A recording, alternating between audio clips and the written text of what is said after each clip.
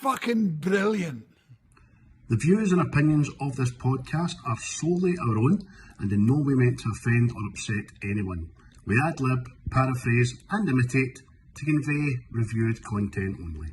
It's a bit of a laugh. Enjoy! I'll be the last one left when the lights go out. I'm down to one last breath, but I can't stop now. We all fall down sometimes, yeah, but that's just life. So cross my heart and hope to die. Baby, I was born to fight the fear when I feel like dying. I'm trying to fly high, but I'm not a pilot, can't deny it. There's some days I feel idiotic, just a product of a system where you L-A-N-C balance. I don't like boats, I don't like water. I'm a man, not a fish. You complain endlessly. You look like a woman, you stupid haggis. Haggis? What is haggis? Sheep's stomach stuffed with meat and barley. And what do you do with it? You eat it. How revolting. Achoo! Be still, for God's sake. You'll tip us over. So? I cannot swim, you Spanish peacock. I'm not Spanish, I'm Egyptian. You said you were from Spain. You're a liar. You have the manners of a goat, and you smell like a dung heap, and you've no knowledge whatsoever of your potential. Now, get out! No!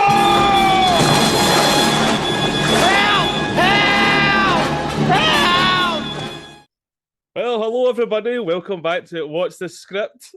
I'm your hostess of the mostess. Hey! With my buddy here, Craig. How are we, Craig? Absolutely smashing, mate.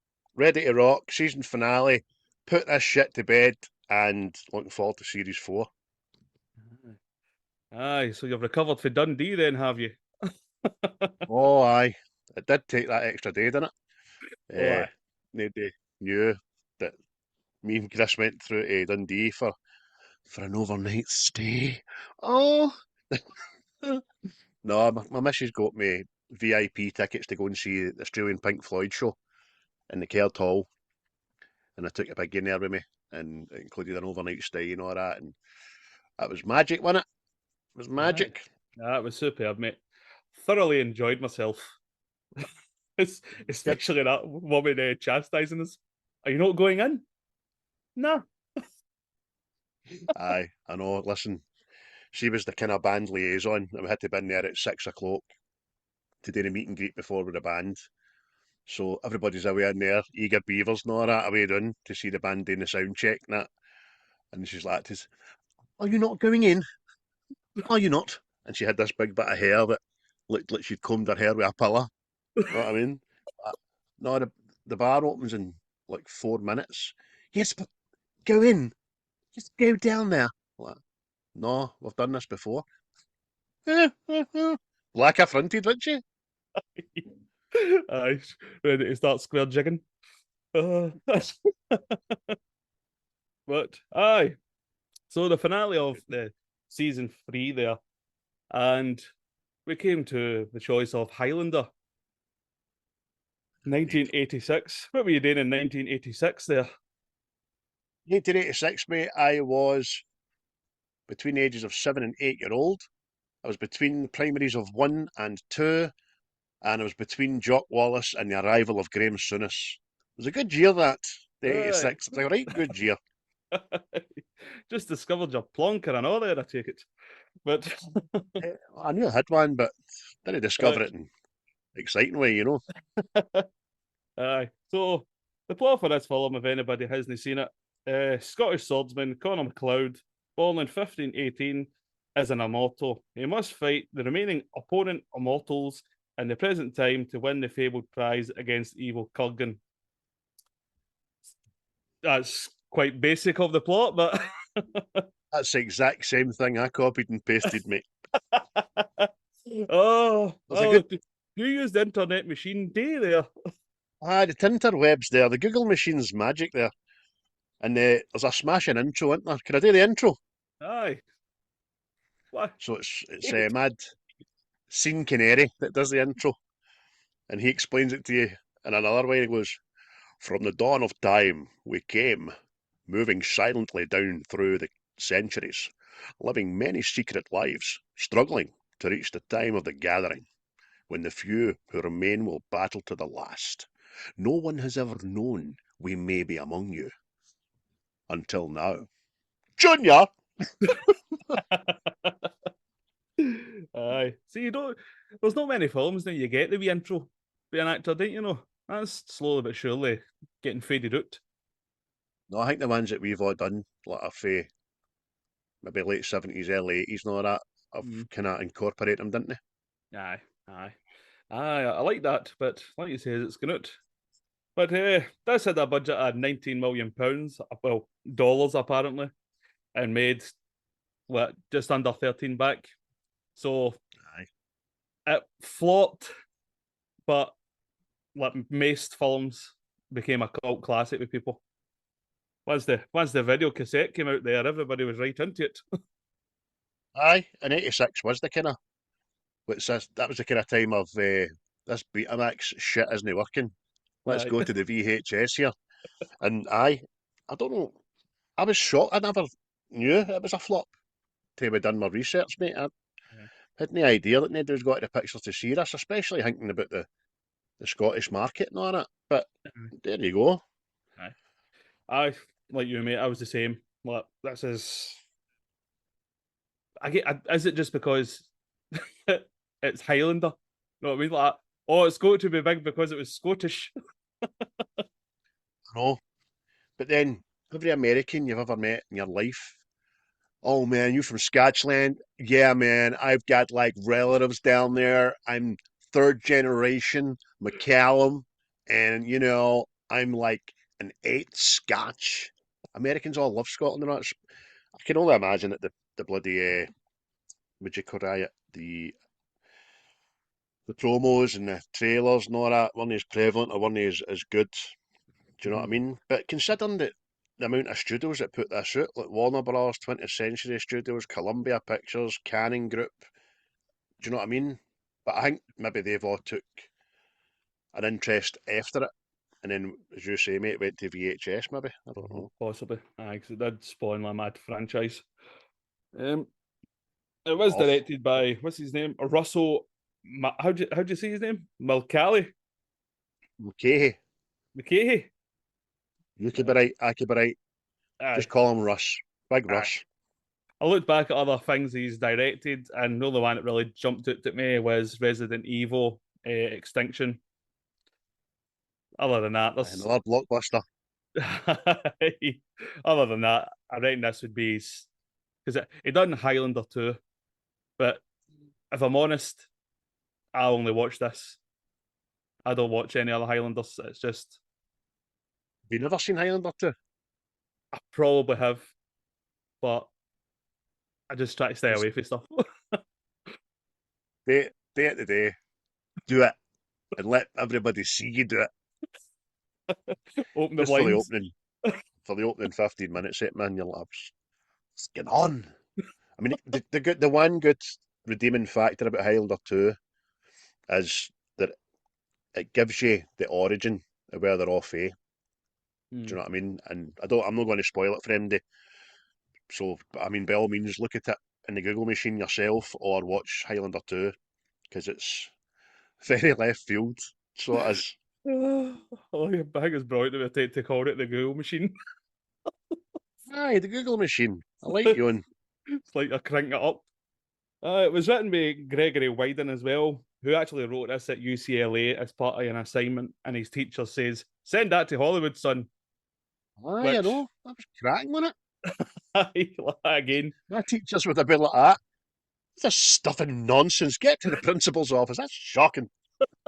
I'm having a word with your father. You're talking one lot of shite. Aye, I know. Your But, head out the clouds, son. You'll amount to nothing. but the cast, as most people will know, Christopher Lambert, Roxanne Hart, Clancy Brown, and Sean Connery, probably the main characters in the film. And as aye, Christopher Lambert again. I always remember this film for his bad accent, right? In a way it works, in a way it doesn't work. But again, researching this to find out that he didn't speak one word of English when he signed on to do this. No, not a lick.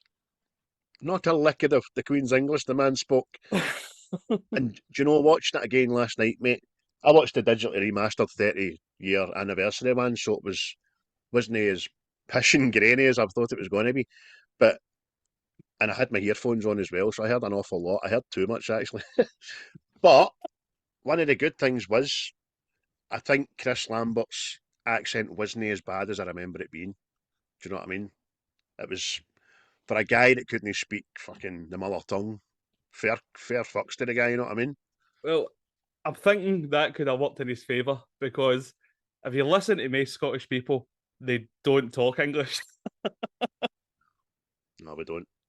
Aye. And he was a better Scotsman than Sean Connery was an Egyptian Spaniard.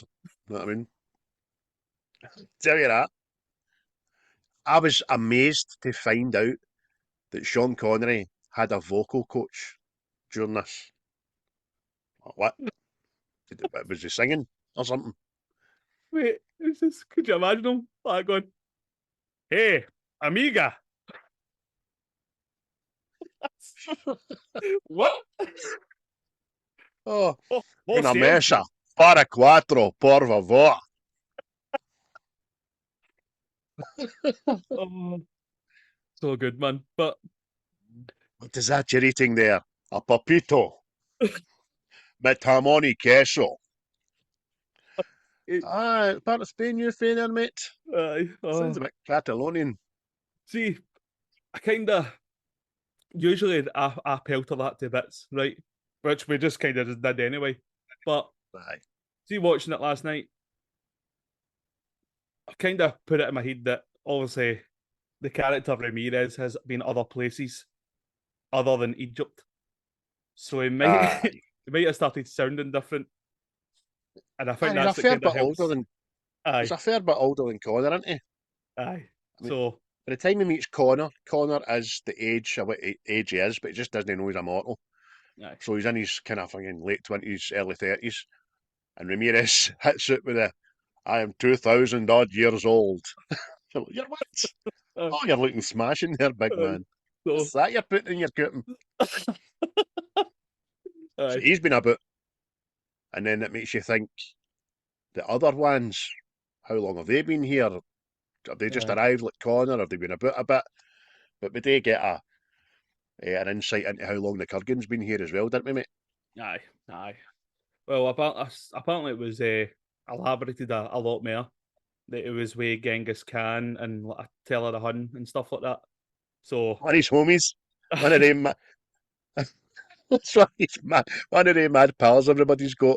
He'll do anything see, for a pint, he'll do anything. You know what I mean? He'll aye, just do that.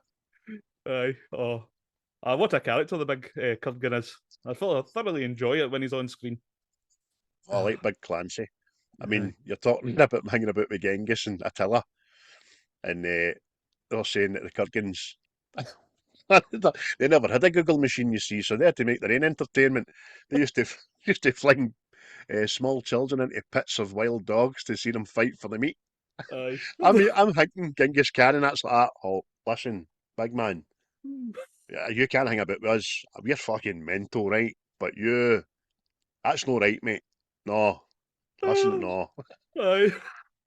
I'm all for a laugh and a joke, mate, but you've taken that too far. Aye, here, I like a night out as much as the next one. Know what I'm saying? Genghis, you're right, Attila, I know. But Aye. come on there, Kurgan. Aye. Uh, And then just a big Kurgan walking away like the Hulk. See the end of the Hulk. Do, do, do, do. aye, in the rain, looking back like Chandler out a window. Love you, Chandler Bing. But along with them, the soundtrack to this, obviously done by Queen, which is practically a whole album in it. Aye, every song in it. There's one thing I noticed last night, I know, is Freddie doing his wee bit of New York, New York in the car when the Kurgans go. Aye. that squawking bitch, man, who's going a mad joyride with. But what I did here and all at the very end is the credits at the end is when the first time you hear is What's the Kind of Magic, and it's it must be an early mix it because I've never heard that mix it before in my life, man. It was very different because I was like, I wonder if they've done it special for the film and then they've changed it for when they released it on their album. But Brian May said to Freddie, "That's actually no bad. That's want to do something with it. Aye, put more guitar in it. Of course you can. Fill your boots, you big permed-headed motherfucker. I'm away to Germany to blast the mass." That's what Freddie said. That's what he did. I heard him. I heard them. Aye. But see, the fact that Queen's album was associated with this film, do you think it helped it? Didn't hinder it, mate, did it? Queen, at that time, were probably the biggest rock band in the world. Wembley and all that, Jazz Live Aid, the whole shebang. Height of their powers. And the Magic album's one of their biggest selling albums of all time. So, aye, it's a great album. I remember having it in CD and everything, and it's one of the ones I'll probably get to add to my vinyl collection if I can ever see it. But aye, definitely never hindered it, man. It was excellent because see that intro to One Vision. Aye. I was just thinking that last night. Like, obviously, it didn't do well at the cinemas, the theatres, the pictures, all of the above. I'm just wondering if the album then helped it become a cult classic. You know what I mean? Because you would have had the Queen fans going, "Oh, that's," and then it was associated with that. So I'm just wondering maybe bolstered it a bit. You might be right because I can see the title of the advertising before it came out to cinema saying, like title track by Queen, no knowing it was a full bloody album by Queen. You know what I mean? Yeah. So aye, hey, it's the kind of magic. Mulcahy, legend. Oh, see, as bad as his accent is, it kind of helps him when we're in New York. Because I get it, like, you've lived a while, you've probably picked up different accents and all that. You can get behind it, but it's just, Aye. like, I want to put something forward, mate, right? And I'm sorry to cut you off. I searched and I searched and I couldn't find a budget for hair, makeup, and wardrobe in this. And I know why. Because, see, apart from the back in the day, the Scottish stuff, which looks alright, everybody in the present day is a fucking tramp. Do you know what I mean? Connor is this antiques guy with like a mansion with a lift in the house and all that, and he's a treg, mate. He's walking about with a raincoat that he fun in the alley, a Terminator, and a pair of deodora, and his hair's looks like it's been cut by Stevie Wonder. Honestly, don't get me started on that Brenda man either. Jesus. Aye. I know everybody looks spink and span, but I suppose, see, when you look at New York in the film, I think you would be dressing them. Because see some of the areas they're walking about. I mean, if there's any shiny, I reckon you were getting mugged. You could point to a good point there, I suppose, but you need to have a wee wash and that, you know what I mean? You need to get a soap out now and again. Talking about the old Scottish stuff, right? I completely forgot James Cosmo was in this. Cosmo. And it had me thinking last night, is he just in every big, like, kind of Scottish-based film? Aye. You need to ride a horse in. He's all about that. Even the Knights of the Black Watch and all that. And he even does the voiceover for Dunfermline Building Society fucking pension schemes. Aye. We're a champion for the Hart. Because I'm just thinking that. Train Spotting, Braveheart, Highlander, know what I mean? Just everything. He's a smashing big dude, isn't he? He's done a lot, the boy. And no, what had me laughing laughing about him. He's a Macleod. Big Angus. It's got to be the most Scottish name ever, and on to Angus Macleod. Like, No. Do you know, I know, see between that character and his character, Hamish's dad, Braveheart, he'd have been a smashing Obelix, wouldn't he have? Aye. An Asterix. Aye. Bit of a smashing big Asterix. Obelix, even. Aye. There you go. But, I was laughing last night and all because Macleod's, I think it's supposed to be his sister. That lassie it says come back in one piece sort of thing. Or was it his first Oh, wife? did I tell you? Aye. Karen? Kate? No. Aye. She wants a bit of him. She's Aye. all for him. I've got I her was heavily dialogued in here as being an absolute boot to the highest order. I was laughing She, last night because she's Mrs. Big for Still Game. It's just what the nerve of it, didn't you? This is the story of Mrs. Big, who wanted Connor Macleod's middle leg. Now she slags him around the clock because she was fond of Angus's Cosmos cock. I was like, is that woman ever happy? Oh, I can we talk about her because she's bring him home safe to me. Will you promise me you'll come home and you can have these busteries and all that? And then the minute he survives the sword wind, burn him! Burn him! Whoa, whoa, burn the witch! whoa! Hello, hey, hey, Oh, same lassie yesterday. oh. Didn't want me to go. Burn me. Hey, hey, what I'm telling you, hen. That's noted. Christmas is coming up, by the way. Hey, burn me. I'll fucking burn you. Aye. She may be the first documented case of bipolar. Because Aye. She everybody, does everything does everything the BBC tells her in the news, that lassie. everybody in the pubs like that. Well, I don't know. Maybe it wasn't as deep as you thought. No, that you seen the bloody wind. You know what I mean? Oh, I know, good, but it was good. mental man. That Oh, that whole scene, but see him, Kurgan stabs him, and then he's on his deathbed. So that must, I don't know how this works, and I've never had it explained to me in Highlander kind of language. You must have to get through the agony of death before for your first, because he lies there dying, and aye, any other time after that, he's, hey, I'm immortal, woohoo! You know what I mean? aye, aye. I think that's why it is because they need to, I don't know, no sure, possibly because you're right, it isn't really explained a lot, isn't it? Maybe it's Because explained. if he'd have survived that sword wound the way he survives every other wound, they wouldn't have Aye, known. It was like death's door. But there you go. Makes for a better story, I suppose. aye, cast out, but I I just see what I wrote down there. The Mrs. Beg witch hunt. Ew. That's a spin-off waiting to happen, mate.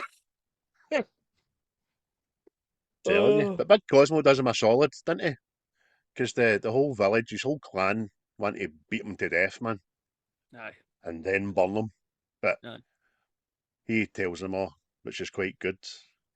This is your kinsman. For goodness sake, have you taken leave of your senses? Oh, Connor, can you walk? I'll bloody walk out of here, I'll tell you that for nothing, how? Oh, Oh, you superb. can't whack it. You can't whack it. Oh, but anyway,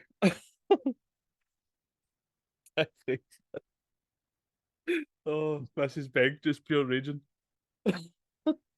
But I know. not about McLeod anyway. Obviously, Christopher Lambert, he wasn't the first choice to be cast as McLeod. There was like any film that we come across now, there seems to have just been a long line of rejections.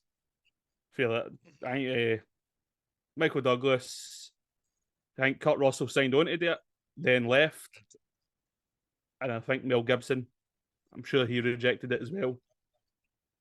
There was actually, aye, you're right about all of them. Kirk Douglas went on to do Big Trouble Little China, which our boys at Seismic will be doing next, which we're looking forward to.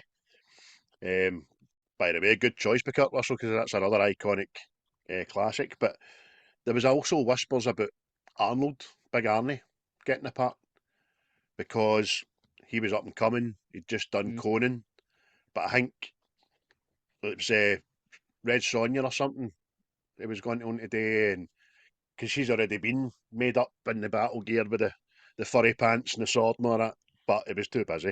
Do you know what I mean? And they worried about his accent. Fuck's sake. Jesus.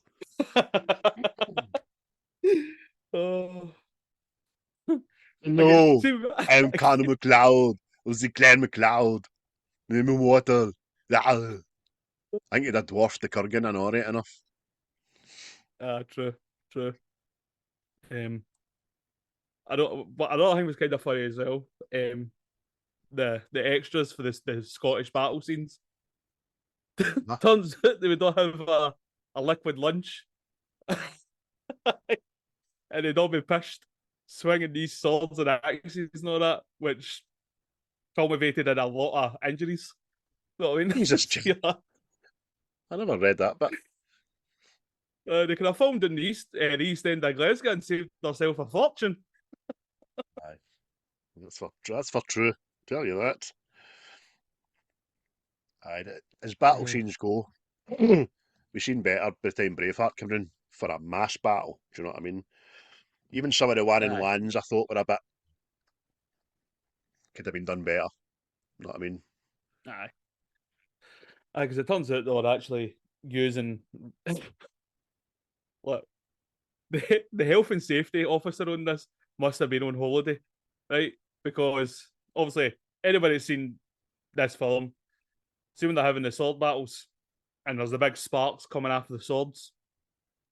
It turns out the swords were actually wired to car batteries, who would go up the actors' outfits and onto the sword, and they had to stop every 3 minutes or something like that because the handles of the swords would heat up. No, who signed off on that? One word, mate. Shocking. I know. See, when I read that as well, I was like, you're having a giraffe, you know? But when I for that wee effect, the sparks and that, decent, but I don't know if it was worth blowing out your shoes for, you know what I mean? it, it was just sounding so like obviously today's world is health and safety mad, but the fact that gave the go ahead, especially obviously the end fight where they're practically up to their knees in water and the swords are still sparking, and I'm going, did nobody go, hey, this is a bit dodgy? I know. I held the water beautifully, that roof, didn't it? Held it Yeah. smashed. No seepage at all. I've called that the Battle of the Silver Cup because of that big sign. And I meant to look into what Silver Cup was, or if it was anything or no, because product placement, Jesus. But I never bothered, man. But aye, that last battle was pretty good. Apart from, I listened to it in my big earphones, which was great. But see that Brenda, see her screaming, by the way. I don't know if there was bits in that last battle with her just getting now tied up going, ah, ah. I don't know if they've incorporated Banshees out another film into that and all, man, because there was piercing screams, chills, no, no, a woman frightened. And then she's in the motor with the Kurgan and all. Ah! I done knocked her out. Aye, she does go. Does get a bit high pitched, but That take the shine off her hairdo. That's what it is. we were talking before we started, I know, didn't we, that how there's so many similarities between this and Terminator. Aye, definitely. A lot of camera angles, a lot of use of cinematography and camera angles and stuff it instantly made you think it. I thought of one, you thought the exact same. You thought of one, I thought the exact same. Aye. Well, they mate. Aye. Aye. Oh, especially the big the Kurgan, obviously when he's leaving his hotel, he's dressed in all black leathers, know what I mean? Just this death stare going to achieve his goal, know what I mean? And then well, that's what reminded me there. Obviously when he's got her in the motor and he's driving about. The motor's practically the exact same as well. Know what I mean? I Like know. Every American drove that car. That big square boxy looking motherfucker. But even that. at the start, when he's leaving Madison Square Gardens in the Porsche, and it's like him in the car, and obviously there's a camera up behind him, and you can see it for the angle of him driving, and you're like, ah, Terminator, man. You know what I mean? Aye, aye, it was So very, there's a very similar. couple. Very, very similar, mate. Gerry But Fisher was your cinematographer. Well done, big Jezza. big chaser. But have you got any favourite scenes in the film? I, as a fan, have many favourite scenes, but I shall give you just a couple. Um, see, right at the start, when he's in Madison Square Gardens, this isn't really a scene, right? This is just merely a cinematography kind of thing. When it morphs for him in the present day and it goes up like that into Scotland, fucking 1530, whatever. I think Uh-huh. that's pretty good. But I suppose I like the whole the training montage with Ramirez. It's not as quite as in depth as I remember it being. It's quite fast and fleeting, but I still want to know how the two of them got up that like mountain. How'd you get up there? Who dropped you off there? Aye. Smashing. I was saying that last night. It's like, why have you picked here to fight? And especially that bit, so when he flicks his sword off, and he's like, ah, how are you getting that back? Aye.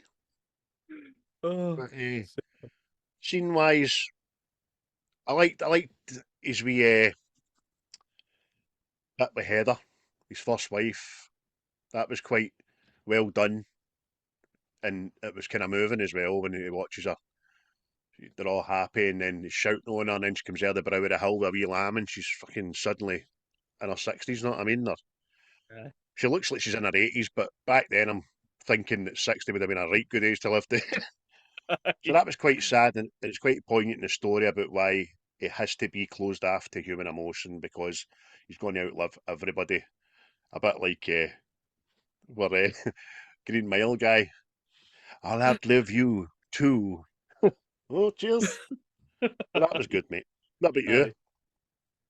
Aye. Um, actually, I think quite similar. I liked obviously the training montage, like you says. Also liked the drunk duel, like years later with McLeod and some guy, and it's just because of the wee manservant, and I can't remember his name now, but it's that. Would you like to use the heavier sword, sir? No. Get away. I can't remember. Was it Ebsworth or something? Aye, something like that. Shoot him, sir. Shoot him. Shoot him in the back. Shoot him in the back of the head. And some strange reason he just, oh, here, I've had enough of you, you little shit. Do you know what I mean? Oh, and saying that, see the guy he's dueling Bassett. He's an honourable gentleman because Aye. he's accepted McLeod's apology, and he's now shooting his manservant Ebsworth for being a dirty backstabber, practically. Know what I mean? Have you no honour? I just think it was funny. The guy's just stabbing him time and time again. Wee Ebsworth's like, ah, well done, sir. Wee kisses and all that. Aye, such a fucking bootlicker, isn't he, man? Aye. But the other scene for me, it was Ramirez's death because it's just the Kurgan. He just goes all out bad guy. Know what I mean? How bad he is, and then it's just see the over the top. So many laughters. I see every time the sword hits the bricks, they all blow out. Know what I mean? And it's just like it defies physics at all. It hits it that way, and the bricks come in the way, and it was just pure over the top brilliance, man. Apparently there's an in-your-face blooper there, but I've seen the remastered, so I didn't see it. Apparently one of the bits where the bricks come away, you see a wee guy for the sound crew just doing that, getting out the road. Aye. But it also had me thinking as well. Ramirez loses there, right? But he also had the high ground. Oh, Jesus Christ. Aye, we should have turned it around there. They had a right good advantage. But he was scared by that time, wasn't he? And he Aye. made the exact same sound as he did when he was Malone after he gets shot in the flare. See, this is because this is just before the Untouchables, right? And which was again all of Sean Connery's scenes. He filmed them within 7 days because of his schedule, and he made £1 million for this. I read 7 that, mate. days work, £1 million. Can't be bad. It was a bet as well, wasn't it? Aye. It says, I bet you can't. The director's, I bet you can. If you can do this in 7 days, I'll give you $1 million. I fucking wait and see, a little shite. Give you a little slap for your cheek. Aye. So he managed to do it, mate. You're right. Got £1 million for it.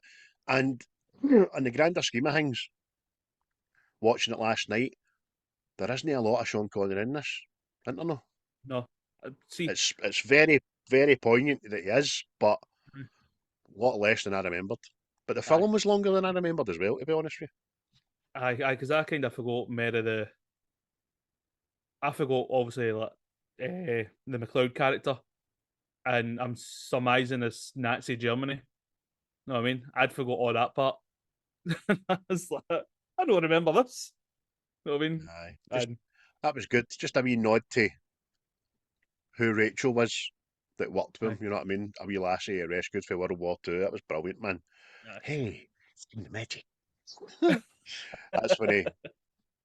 That's when he heavy had the guy liner on, man. This film at the very start when he's sitting in Madison Square Gardens, riddled with a guy liner. And there's other times he's Macleod, it's all missing. And then it's back to present day and it's guy linered up to the max, man. Oh, well, I actually forgot to hair mention looks- see the Kurgan Ramirez battle as well. Well, Sean nearly lost his head. Because when the Kurgan has to come in, Clancy Brown needs to cut the Right. table in two. He obviously missed his marker, hurt the rank piece of the table, and this big bat of sword flew off. You know what I mean? Nearly done the big one there.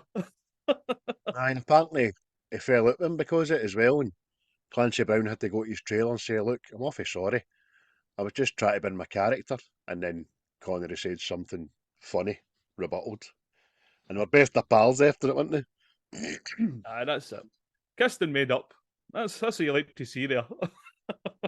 A lot of the crew and all that wouldn't approach Clancy Brown on set. They just didn't want to sit with him for lunch, didn't want to say hello to him in the morning because the way he was dressed and made up to be, they were all shite scared of him, weren't they?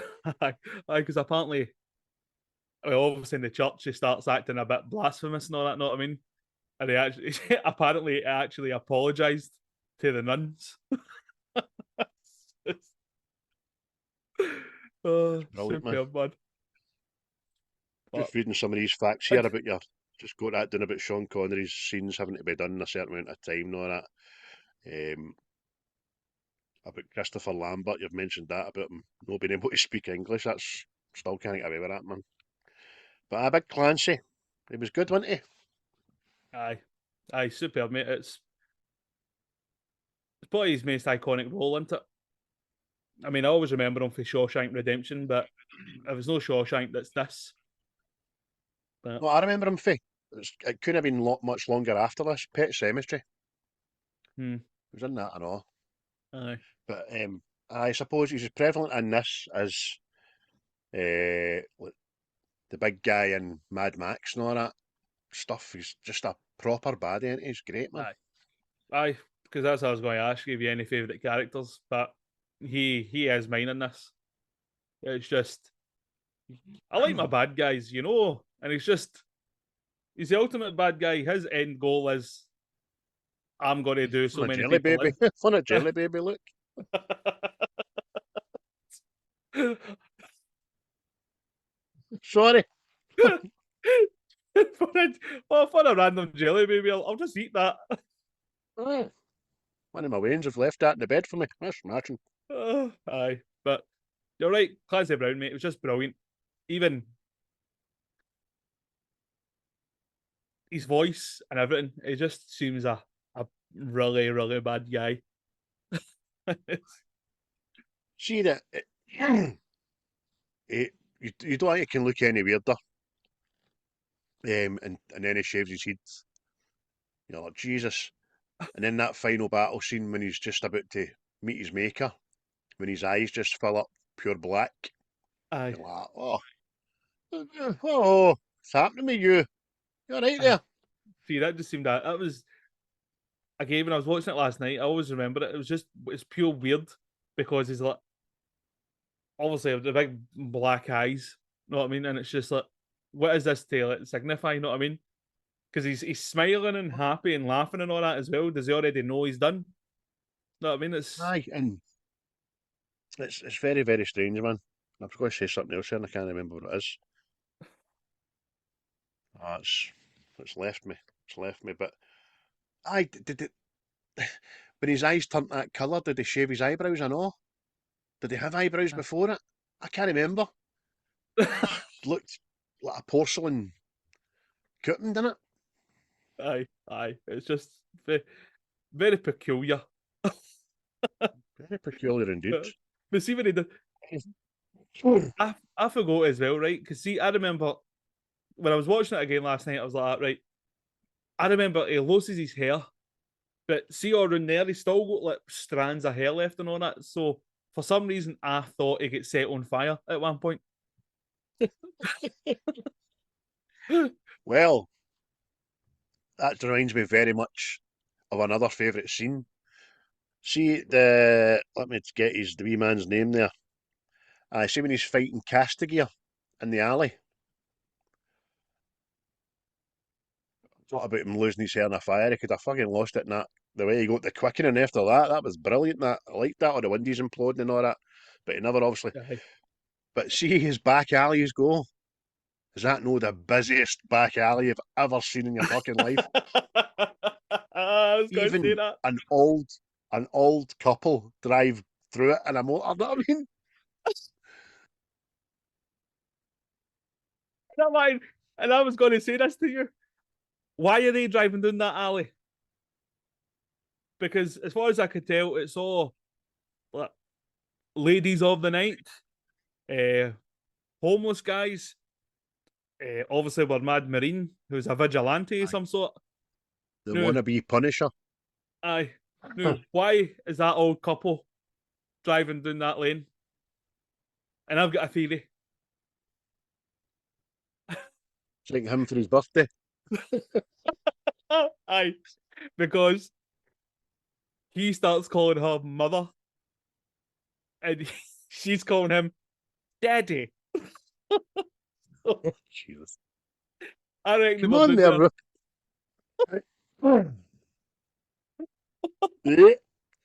Come on now, Rupert. That's you 70. Let's go and get you polished. And I'll watch like you like. Aye. See the way he opens the roof of the car like a fucking tin opener. That's cool. Aye. It's superb, mate. Aye. As far as the practical effects in this go, they're superb. Very much so. Very, very much so. Even the bit where he's just saying when he gets in the motor goes, and he's driving about and she just gets up and stands up in the motor and goes, help me. And the next time you see it, she's upside down on the fucking windshield. That's brilliant. Mate, there's a lot of it in this is over the top, but I think that's what makes it brilliant as well. You know what I mean? It's just so There's good. got to be a semblance of comedic effect in it. Even we forgot to mention the boat scene with Connor and Ramirez in the boat out in the middle of the lock. And that's Brilliant. actually That's actually some of my favourite lines for the film come as well. I can't swim, you Spanish peacock. What the fuck are you? I'm a man, no a fish. Your manners, is it? Your manners are disgusting, and you smell like a goat. No, no. You look like a haggis. Uh, Haggis? What's a haggis?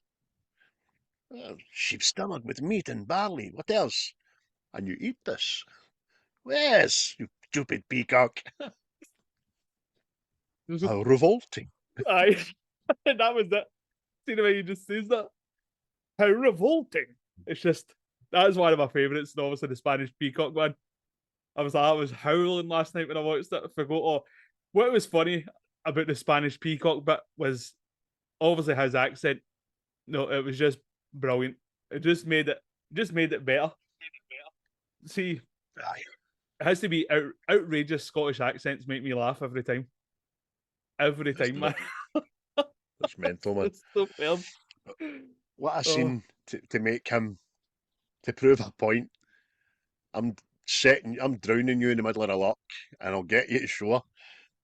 But even underneath, when Christopher Lambert's underneath the water, and he starts talking like fucking merman from the 60s. Oh, come on. But it was good. I don't know why it takes to starting to, I'm going to swing my sword out about here. Hey! Aye. It's just, aye. It's good, man. It's the comedic effect parts work. You know what I mean? It's just, even when it comes to the Kurgan, obviously assuming he's kidnapped her at the end, and he knows what she's going to say, and he mimes her scream. I thought that was brilliant. I know. He's just, It was pure Jim Carrey or something. Just but talk about the Kurgan. What about the chapel scene when they have their aye, chat, aye, the two of them? That's aye. pretty good. Aye. That's when it's all kind of laid out, and it's come down to us, sort of thing. And that's why I think, see, obviously it starts going like the nuns. Blah, blah. I think that's why Clancy Brown apologised to the nuns. It's like, but that's obviously when it's like Macleod also discovers that the Kurgan raped his missus as well, isn't it? And it's just like, oh, Right. Big reveal, that, man. Quite funny for his. It's just he just walks into chapel, says to the nuns, "Happy Halloween, ladies." The nuns, no sense of humour. But even he's a bad bastard, doesn't care. Feet up and all that, shouting and bawling in the middle of a chapel. Tells Connor that he's raped his woman, but yet he still won't break the rule of holy ground. yeah, He has to tell Connor, even though he's goading him, yep, because he grabs him by the throat. Highlander, holy ground. exactly. Fair dues, big man. You're sticking to the rules, know what I mean? But I wonder if there's like some sort of punishment for doing it. I mean, I wonder if there's something there. But Aye. hey ho. But even see when he comes in as well, and he just puts out all the candles. You're just like, oh, you're a fucking rotter here, boy. Aye. You know, didn't you, that people light candles for other people that aren't hearing them? You're snuffing the bastards out. You're the big proddy dog, you. That's great. Other lines he gets, I know, even when he gets into an hotel room and he's doing his wee sword practice with his bogging feet and all that. And then the mad hooker appears with Nightmare on Elm Street turn arms. I'm Candy. Of course you are. see when he pulls his sword out. Hey, see, he starts correcting it. That bit I thought was a bit daft, but at the same time, kind of worked. Because you're thinking, like, obviously, as you see these fight scenes, the noise that comes off these swords when they're clumped together, I would have reckoned their time that would have came apart at some point. I know. there's no rhyme or reason for that middle bit of the sword to Aye. incorporate the end bit and stay there. Do you know what I mean? There's none whatsoever, but it looks pretty cool. It's Aye. like a hitman's rifle getting assembled in it. Aye. So be it his sword is, but it's the same sword he used 400 years ago. So Mm. it's still getting made back in on that shit. Aye, But that's there's I don't some. know. They've done quite a lot of lines. Is there any other classic lines in it that you like? That you want to know? Obviously, the one that's very prevalent with this film, there can be only one. I mean, it's the line when people say it, you're just reminded of this film. So you can't no mention it. You know, because him, Ramirez, all the immortals say it at one point, but the best time he says it is after he's just decapitated the Kurgan, because it's more Dolby in it. It's more, there can be only one. And then for me, all the windies coming in is brilliant, man. I think that's a smashing scene, that. You've got to think the mayor of a council in New York, like, what the fuck is going on with these windies? Where did we get them from? Aye. Aye. Or, what's his name? Fucking, the wee head of police out of Die Hard. We got hundreds of people down here and they're covered in glass. Glass? Who gives a fuck about glass? You're right, mate. Aye. C.R. Smith, I've never been so happy. Oh, but That whole mate, that whole quickening bit, there's a lot of animation in that as well, isn't there? It's just quite good. aye. See that still works because it's see there's like a certain point in Temple of Doom. CGI. Aye. See like a certain point in CGI it went very cartoonish. Whereas that works. I don't know how to explain it better. Know what I mean? Like see like the CGI for ghosts and all that and like the Ghostbusters films. And then you see some of the stuff in the 90s and you're just like, Aye. wowza. Like, was it Eiffel 65 or something? That I Am Uh-huh. Blue. See like the animation to that. You're like going, how do you get there? It's just Aye, it's been done on fucking Windows 98 or something, or Windows 2000. aye, There is a bit in that whole scene of Norway because he rises up, and even in my remastered version, I seen a wire. aye, Did see a wire, aye, but uh, aye. who But gives a come on, fuck? aye, exactly. Pretty damn good. But When he first divulges to Mad Brenda, I know, I'm Connor Macleod of the Clan Macleod. I was born in 1518 in the village of Glenfinnan on the shores of Loch Shiel, and I am immortal. Okay. Cup of tea? It's iconic. It's one of the ones that's used a lot for a good soundbite. And then we were saying about the Kurgan in the chapel. He says, Father, Father, forgive me. I am a worm. I have something to say. It's better to burn out than to fade away. And I'm yeah, sure that's used in the Magic album. aye. I think you're right, mate. I actually like the Kurgan as well. See when he's leaving the hotel and that wee knob at the desk. He's like, oh, Candy says you were a bit kinky, and he's like, don't you talk to me. And Aye, it's got me wondering, what the fuck was the Kurgan into? I know. In fact, the fact that he's quite kinky is probably the most unshocking thing about it, that he let her walk out after that. Thought he'd have done the damage and killed her into millions of pieces doing it, you know what I mean? Oh, aye. You But get the wee lobby doser in the hotel, the wee black man sitting on the couch. see that, guys, mate. See that time in New York, mate. It must have been horrible. Because like, see when you're seeing all these films, that's like the hotels they all check into, and you're like, Aye. wowza. Because what's him at the desk? What's he supposed to be? He's like a pimp. You know what I mean? He's got leopard print and all that. By the way, it's the best goddamn concierge in the planet Earth and get you eating. $20 a night. So if you need anything else, just you give me a phone. You want girls? You want blow? You want something a bit stronger? Listen, mate, let me unpack and I'll have a right good think about that and I might phone you the next wee offer. Oh, I feel we could come to some sort of arrangement there. just that wee throw line as well when the Kurgan's leaving. I hope you get your head chopped off, asshole. If Is it only the you knew time? some. Oh, what you said there was so poignant. Your wish came true. It's a Disney film now. There you go. Jesus. Connor says, when you're talking about that duel, he says to the guy, after he's been stabbed 30 times, was it, apologise for calling your wife a bloated warthog or something, innit? Aye, And that I wee bid you good day. Aye, that wee laugh, he goes,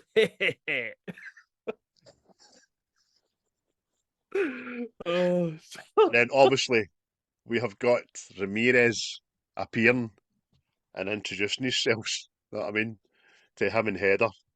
And he says, "Greetings, I am Juan Lobos, Ivan Campo, Winry Sanchez, De La Peña, Barito, Taco, Ramirez, and I'm immortal. At your service, you little shite." See, I did always pelter this, right? The fact that he's this wise Spaniard that came from elsewhere, know what I mean? But see if it hadn't have been like Sean Connery, I don't know who else they would have got in to get that kind of that expertise and a bit of hang me to it. It's That aura, that kind of learned aye. couple of miles on the clock kind of. I know what you mean. I know what you Aye. mean. I don't know who was that like that back then. I couldn't kind of see Jim Hackman coming across the fucking log Aye. on a horse or something like that, or Michael Caine. Ah, my type is Juan Philippas Ramirez. And some people just want to say Scotland burn. And the Kurgan is a bloody one of those guys who I say they will burn. Master Bruce. Oh, Master Macleod. When he's blowing the windows open. You're only supposed to blow the bloody doors off. Well done, sir. Well done. You tied that in splendidly. Lightly on. Oh, brilliant, man. See when he gets arrested at the start, right? He kind of brushed there at the start, right? He fights very quickly with another immortal. And that guy, he's got Faisal, wasn't it? Faisal or something. So Faisal sneaks up behind Connor, where he can easily chop his head off in the first 7 minutes of the film, and he says, "McLeod!" Just gives him a heads up, you know what I mean? Aye. It's it's not the best thought out plan, but I often wondered as well, because no, Faisal looks old. You know what I mean? And I was like, well, see if they're immortals, they don't age. So how does he look older than McLeod, sort of thing? Again, this has got me back to thinking your first death must be your pause. Aye. Do you know what I mean? Because we've seen it happen to Connor. Stabbed, goes through the death sequence, but then, hey, I'm immortal, and I will be this age forever. And I think maybe it's no told, but I'm going with that. So Aye. maybe everybody's just the age they were when they had their first death experience. You know what I mean? Mm-hmm. But he does. He looks giraffe. Just doesn't look good at all. It looks bad, man. a poor man's Rutger Hauer or something, didn't he? Aye, Rutger exactly. Hauer, even. That talk about the Madison Square Garden part. Originally, it was supposed to be a hockey game taking place, but then the hockey league found out and cancelled the game because they didn't want hockey associated with violence. You're kidding on. I swear. Honestly? Aye, mate, I couldn't stop laughing last night. And I'm going like that. They've literally got a part in that game for actually fisticuffs. Like, it's encouraged. They sign people on the back of who's the best fighter at some point. That's right. No, sir, this is 1986 and this is the NHL Hockey League. There's no way we will have ourselves associated with violence. What? I've seen tamer boxing matches, mate, than some of the clips I've seen for a hockey field. You know what I mean? I mean, there's literally a guy died very recently. He got a Was that aye? skate to the neck, and died. I'm like, what? I bet they But weren't happy at the making of the goon. Jesus. Because that's what exactly. he's not the greatest skater or hockey player, but they all get him because he's the best fighter, don't they? It's just Good film, that. very, very curious. But I suppose the wrestling worked as well, didn't it? Like a couple of titans fighting in a ring to mimic these two fighting in the car park. But I only recognised Jimmy Snooker. He was a Mm. kind of Superfly. He ended up the Superfly, I think. yeah, But that was good. It was good the way everybody's gone mental and all that, and then he just starts reminiscing. Tied that in brilliant. yeah, Really good. that was superb. But aye, and then what I thought was quite good as well. See, obviously when he's obviously revealed that he's thousands of years old, and she goes into this wee room, and you see all the things he's obviously collected around the world. You know what I mean? There's things for Asia and medieval times and Africa and stuff like that. I thought that was brilliant. It shows like he's well travelled through time. His Chamber of Secrets. Aye. It's, Favorite secrets. it's a good wee room, that Chamber of Secrets. Because when you see it for a tap, it's like a bird's eye view, and she walks around, and there's just all sorts of things there you want to think about, like snowshoes and all that, Confederate flags, and so he's lived through it, but he's wise. He's like, I'm having that. You know what I mean? Pilfering things as he goes through his time.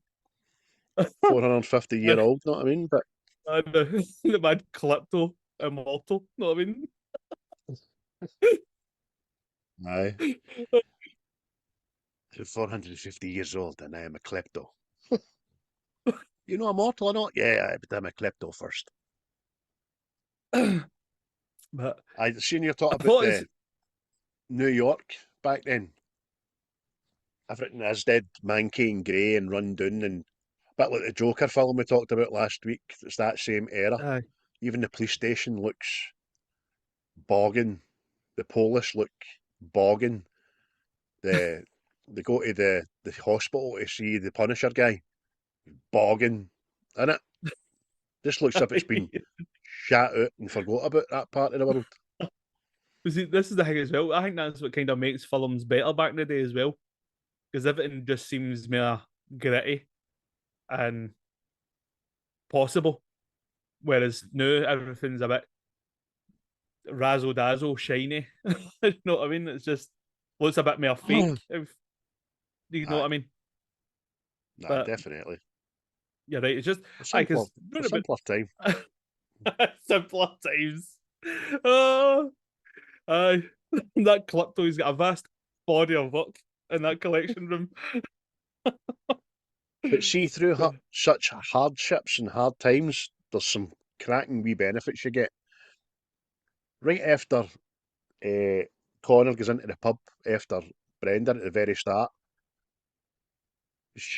he asks for a double Glenmorangie, and it's like a half pint, man. Aye. Glenmorangie, double. What size, man? How long are in there? For a half. Aye. You ever heard of such a bar as well? The barman's pouring her drink. Just say when. You're like, fucking aye. I know. Hold on, I bring my tumbler for the house. You know what I mean? Aye. Aye. Is that no a basin? No, it's my drinking vessel. Get pouring, son. But see as well, I know it's not supposed to be funny, right? But it practically crippled me. See when he reveals who he is to her and all that, and then that's the bit that makes her go, "Oh, take me now, Macleod." I'm like that. Really? Really? That down there. Reveal and a pumping. You know what I mean? I'm immortal. Oh, where'd my knickers go? Say that No, again. no. Like anybody else. A lollipop. A lollipop. I'll not eat that. I'll not eat that. Oh, aye. But I'm just like going. Anybody else turns around and says that I am over 2,000 years old, yada yada yada, and fuck off. You think I'm stupid? Aye, and then Oh. after it, as they're walking at the zoo, well, he's trip to the zoo after it, you know what I mean? Aye. Aye, that's what I meant to say, mate. There was a part of his training with Ramirez where Ramirez kind of turns him into a Jedi and says, look at the stag, feel the heartbeat, can you feel its blood pumping? And he's got this new power. Doesn't he make anything of it in the film? And then when he goes to the zoo, he looks at the lion, and I'm like, ah, all right, is there going to embellish on this power thing? No, nothing happens. No. Do you know what I mean? Strange. Aye. That was weird. Maybe it's just well, I'm wondering if that's what it meant by they see the end.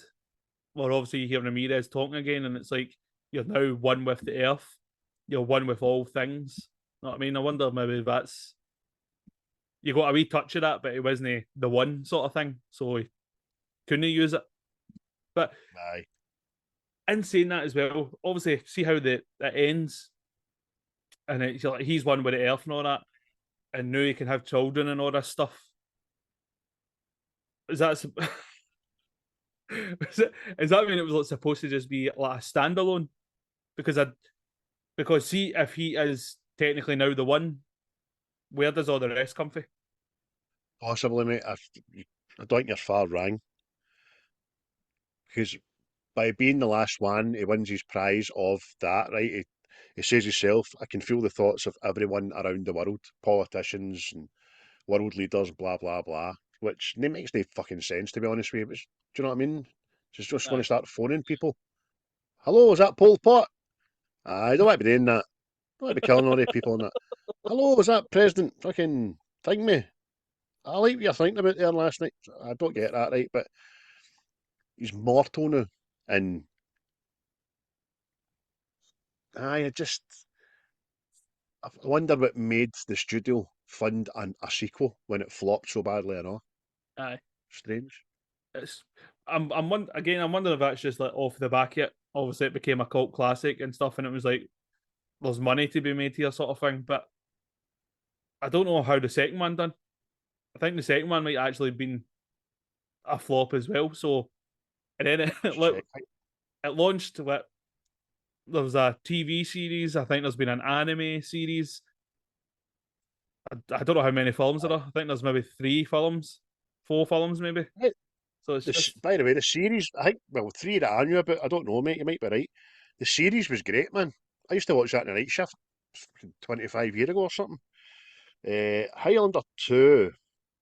So that came out 5 years later, so you're probably right. It's gave Highlander 1 enough time to become popular at video shops and all that, I suppose, and have a wee bit of cult following.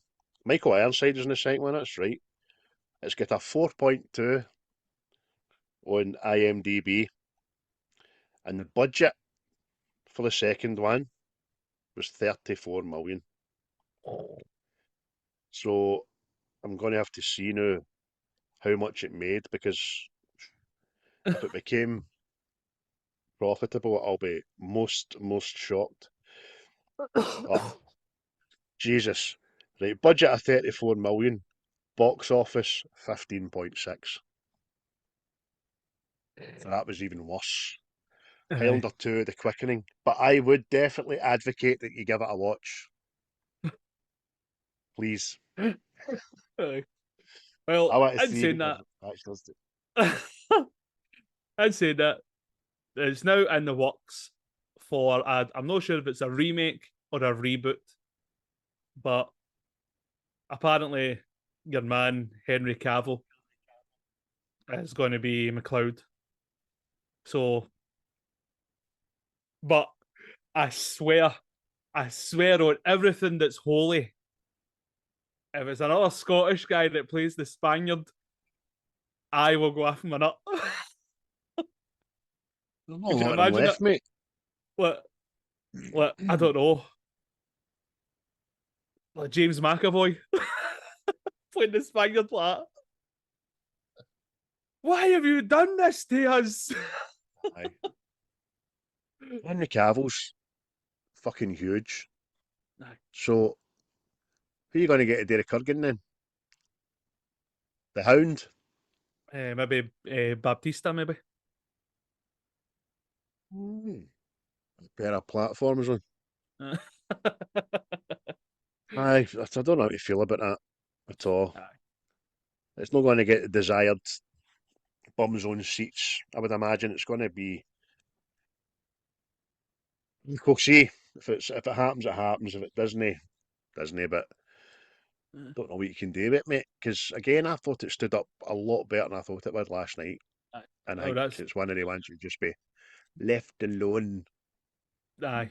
Well, we did say that, didn't we? And it did stand out better than I thought it was going to be because I remember watching it years ago, and back then I was going, "Oh, this isn't good." Like, oh, Oh, you know what I mean? I mean, see But that 19 million budget that they used for this. What's that going to be today? That's going to be 190 million on it. well, they're talking about. I think it's 100 million. They're talking about so far, and I'm not sure if it was is it Lionsgate or something like that. It's talking about doing it. So Well, tell you what, see I'm if not Emily Blunt's the damsel. I'll go and watch that. Aye, I'll go and watch that. Make Kelly MacDonald Heather. I'll watch it, no bother. but Little I'm bit, just little bit crazy, a little bit mad. But hey, don't us uh, girls just love it? well, apparently it's due out on 2026. So it could be no bad. That's good, that. Aye, Aye, I'll set my watch for that. aye, aye. It's Lionsgate. Lionsgate it is. It's doing it.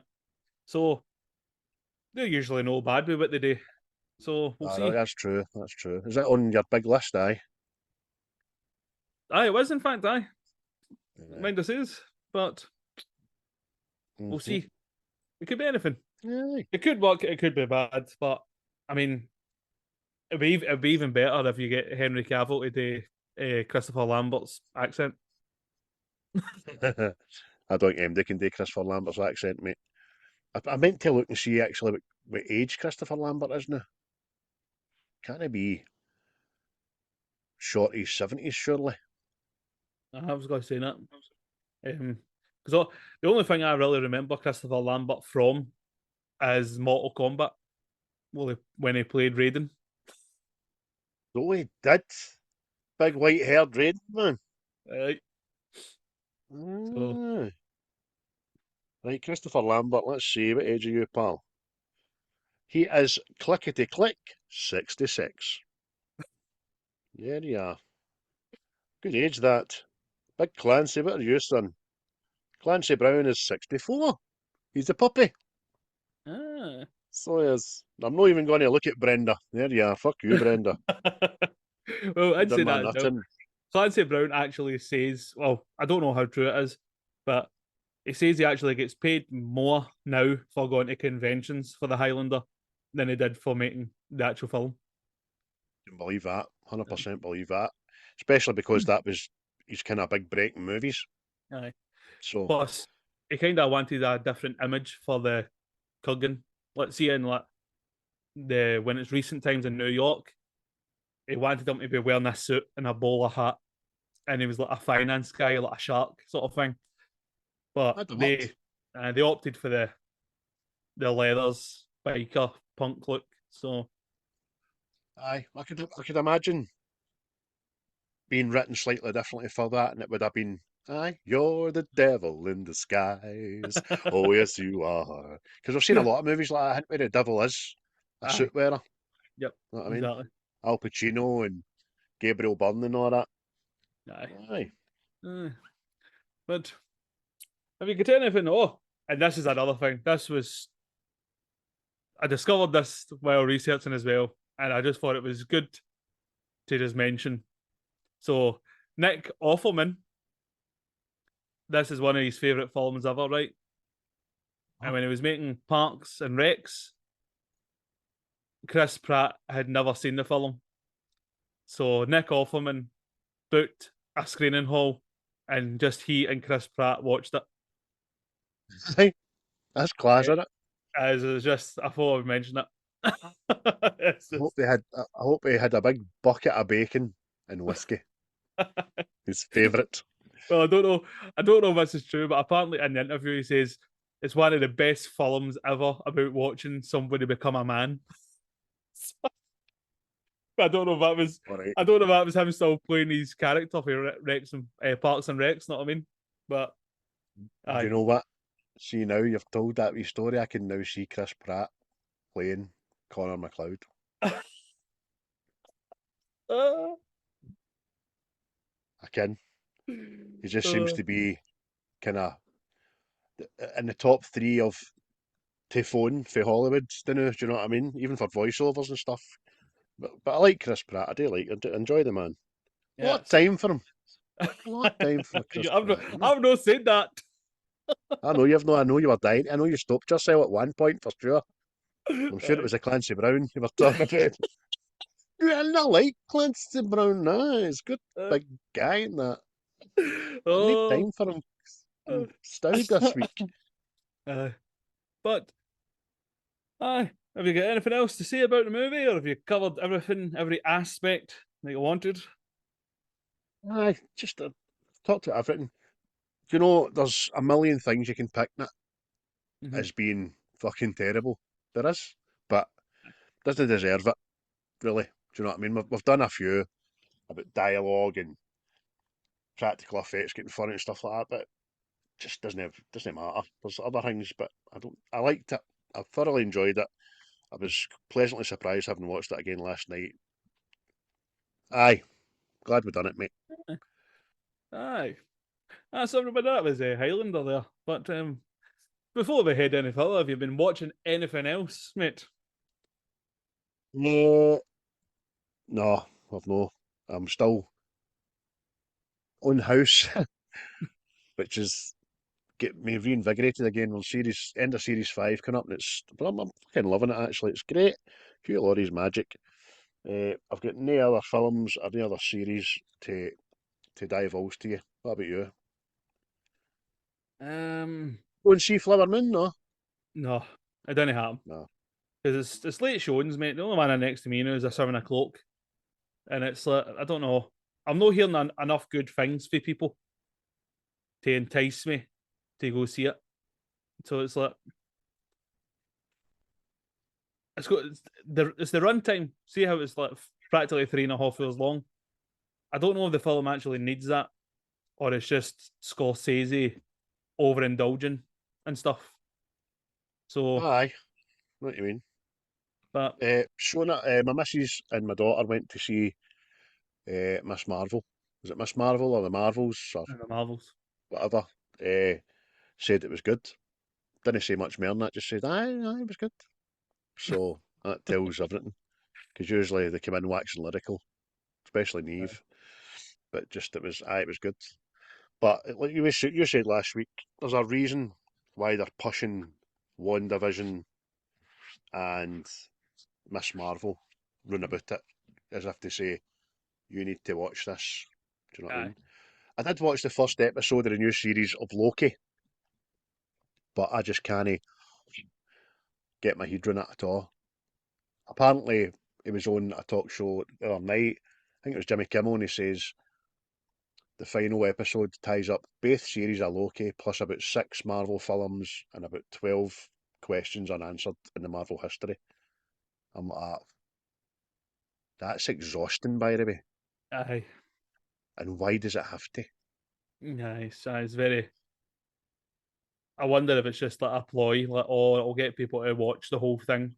But Well, apparently, it's to signify that Loki is the most important character in the Marvel universe. I don't know. um, I was going to watch that new Michael Fassbender one. It's come out, The Killer. I've seen that. It's come on Netflix. I've not watched it yet, so I might watch that today. See, we're Aye. probably the only two that haven't watched it on Twitter. Aye. Seems just open Twitter now, and somebody's now streaming, now watching, just watched. Next review, The Killer. Don't know anything about it, mate. I just know that I think Michael Fassbender's one of the best actors about. and had a couple of bad films, you know what I mean, and kind of Aye. took a hiatus. So I would be excited to see this be a success for him because I think he's great. Aye. Aye. Aye. Somebody says, "Oh, is this possibly a new renaissance for Michael Fassbender?" And if it is, I hope it is because, like you, mate, I rate him. So, By the way, a left field shout for a James Bond. true. Yeah, True. I don't know what age is and all that, but because now apparently you've got to have at least 12 years longevity if you want to be a Bond now. Oh, fuck off. Do you know what I Aye. mean? You're just dead. You're good or you're no, you know what I mean? We're going to have a Mm. transgender Bond shortly anyway. Aye. Fucking, what's her name? Jasmine. Jasmine Brooke Bond. The way the world's um, gone. Will you give this film out of 10, by the way? Can I say it first this week? I go. Because it feels like I've been copying your mark for the I, last 4 weeks. I nearly forgot Um, about that. I'm sticking with an 8. I've got an 8 in my MDB, and I'm going to stick with it. I can see why I could have put it down to a 7, but Aye. again, I was pleasantly surprised, and I think for 40-year-old, nearly 40-year-old movie, it's done I think pretty good. I'm. So I an 8 think for me. I'm a. I think I'm a 7. A 7 for me, and it's just mere the just. I don't. I don't know, mate. It's just. Aye. I don't know why it's a 7, but it's a 7 because it just is. You know I what I know, it's mean? still a good mark. Aye. Everybody's 1 to 10s are different and all that, you know what I mean? Some people think you get a 6, it's a bad film, but no, it's 60% of 100, you know what I mean? It's still good, as far as I see it, so aye, it's good. Any Glaswegians? Nisms? Tap end. I don't Half Ender? know. uh, don't know, mate. I don't know how can you Glaswegianize Highlander. Know what I mean? Tall Grunner. Dog. Aye. Plus, have you been listening to any other podcasts? Oh, our usual staples. I mean, the boys for Seismic haven't done anything this week, so that's quite a gap. Listen to Diabolical as always. Waiting the Rex Fest to with some new stuff. Chat Tsunami's got a good bit in the go there now. He's nearly at 5,000 subscribers on Twitter, I see, so congratulations there, son. There's a few others. I partook, a couple of football ones and that. And at the moment, I just can't remember because it's been a couple of days off work.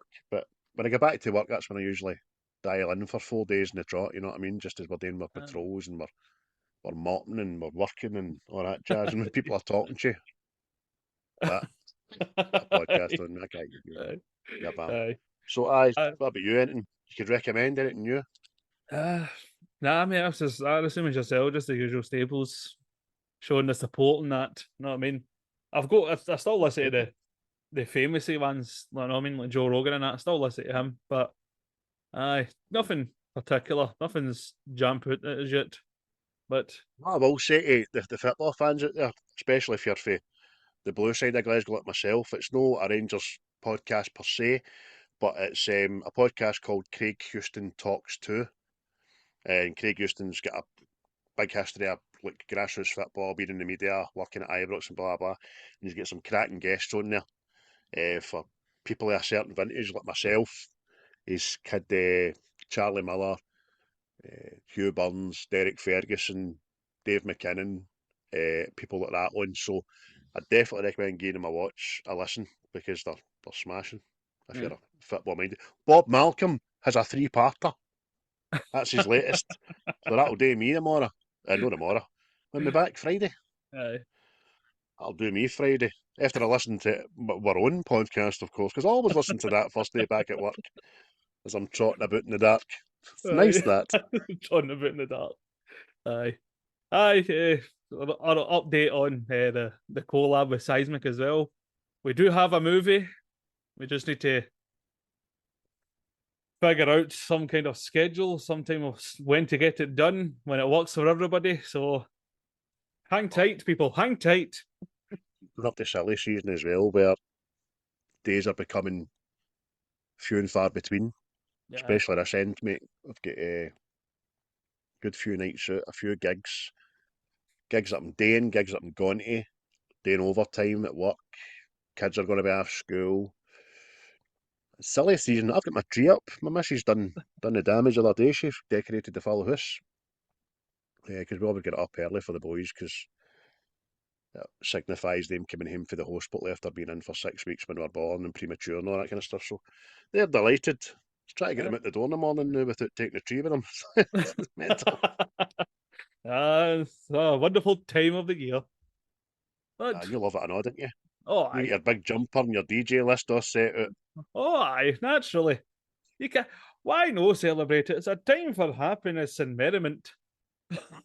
Aye. It's the wee man's birthday, isn't it? It's the wee Jesus. Aye. Or as they call him in Brazil, Jesus. Big Jesus' birthday. Big Jesus. Aye. What I will say to everybody, listen, Series 3, 75 episodes. Thanks everybody for sticking with us for this length of time, new and old. Thanks for listening. Thanks for subscribing. Thanks for sharing our stuff on all the platforms. We're thoroughly delighted. We're still enjoying it. YouTube's getting there. Quite cheesed with that, man, actually. But Series 4 is imminent. There will be new opening credits with the title song from Glasgow band Quaint. And the boys, they're doing really well, man. They've already played King Tut's GW3 and stuff like that. So we've got one of their songs as our opening title called Insincere. And Tim used to sponsor the show, Tone Multimedia. It's his boys. Lewis is in the band, and I've known Lewis since he was born, obviously, and Tim is my best pal. So give him a listen, guys, and look out for our new opening title credits and our new shiny new livery going forward for Series 4. Yes. I've a wee refresh for the 4th season. Can I push you on one film you want today in Series 4, mate? Goodfellas. And I'm going to say Goodfellas, I know, because I don't want to give people two things to think about that they might steal off us. But that was on my list, wasn't it? That was Aye. on my list. But will it be the first episode? Will it be the 9th? Who knows? Who knows? It might be the series finale. Aye. Do you know what I mean? Aye. The 100th. But Ever since I can remember, I always wanted to be a gangster. Oh, no, no,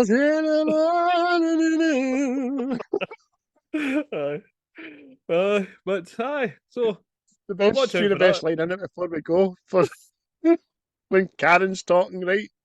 His wife, or his eventual wife, and he walks across the road, he batters that guy with the butt of the gun, and she looks pure fucking shocked, goes, and then she just hear, I gotta admit, it turned me on. Oh, man, that's brilliant, that. Brilliant. Aye, superb. Aye, but aye, we'll sign off on that. So, Oh, mate. aye, so aye, And everybody. by the way, well done for hosting tonight. That was good. Aye, no bad that. But aye, cheers everybody for listening, liking, sharing, and all that, watching. You're much appreciated. Tell your friends. Tell your enemies. Yes, aye. Goodbye. Bye. I'll be the last one left when the lights go out. I'm down to one last breath, but I can't stop now. We all fall down sometimes, yeah, but that's just life. So cross my heart and hope to die. Baby, I was born to fight the fear when I feel like dying. I'm trying to fly high, but I'm not a pilot, can't deny it. There's some days I feel idiotic, just a product of a system where you're lucky just to make it.